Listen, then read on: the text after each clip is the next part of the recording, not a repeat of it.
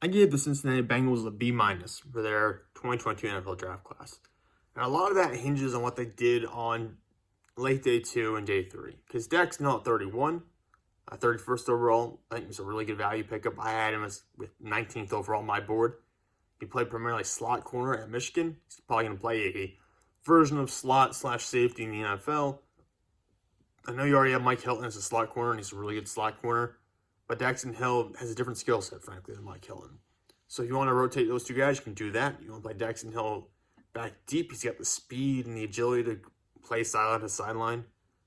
Has elite range for that kind of size. He's not a very big player, so I don't think he'll play in the box much at all. But he will offer maybe some value as a blitzer off the edge. And again, a very good cover specialist compared to most safeties. So I like that pick quite a bit.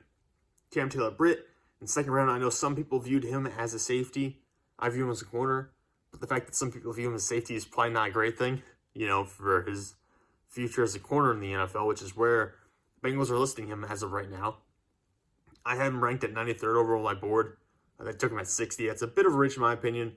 But hey, when you have Eli Apple on your roster, all alternatives are preferable. So I understand the want to go out and get a cornerback to try to push and maybe remove Eli Apple from his role as a starter. So I'm okay with that pickup. Zachary is a guy who I have a lot of issues with, taking him at 95. I had him ranked 152. He's trying to play interior defense lineman. He just doesn't have the size and bulk to do it, really. When I watch him at the Senior Bowl, he looked much smaller than the other guys he's competing with and against. And frankly, even going back to Florida, just too inconsistent. I actually like him better as a base end probably than interior defense lineman. If they just play him as a base end, I would like that much more. I think he'll offer much more value at that role. He's going to get washed away too much as an interior defense lineman. And because he's such a tweener, I just have trouble placing him in his role in the NFL. So I kind of going to knock him. I'm going to knock Cincinnati for that pickup. Cordell Volson from North Dakota State.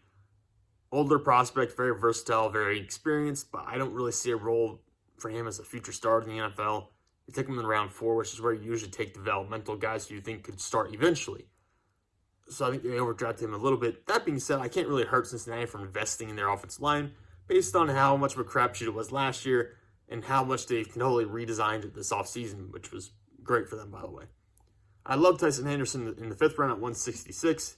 He played a lot of cornerback at Toledo, so he's going to have a lot of those skill sets. He's going to bring him to the safety role in the NFL because he's not versatile enough to play cornerback. Doesn't have the agility, the speed to do that. But he's a bigger safety prospect as well. He's got some good size for that position. And also, like I said, the agilities to play in a lot of different roles. I really like that pickup at 166. At the very best, or at the very worst, you're getting a really good special teams player.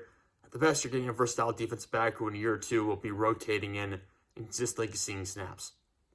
And then Jeffrey Gunter in the 7th round, an edge rusher who frankly might be better value here than taking Zachary in the 3rd round.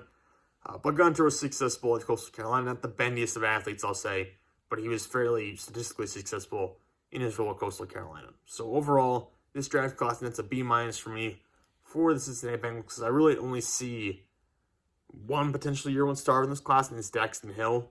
At least one guy who I would view as a potential year 1 star. Taylor-Britt could start year 1 as well, just based on the fact that they have a very thin cornerback room.